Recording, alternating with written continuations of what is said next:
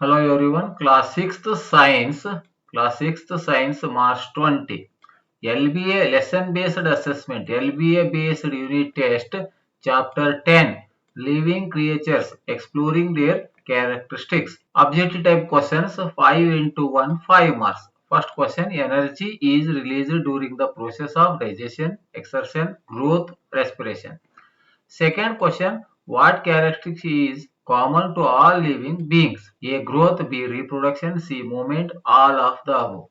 Third question, what do plants require for seed germination? Sunlight, water and air, soil and air, heat. Fourth one, an organism that is fully grown is called a pupa, a larva, an adult, newborn. Fifth one, which of the following does not grow?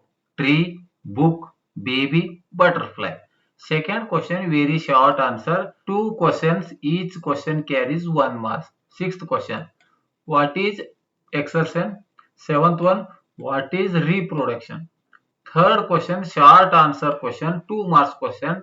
Eighth question, what are the essential features of living beings? Next, fourth question, 3 marks question. Ninth one, how does a frog's life cycle help it adapt to its environment? Fifth question, long answer, 4 marks question. Total 2 questions. 10th question, explain the life cycle of bean plant.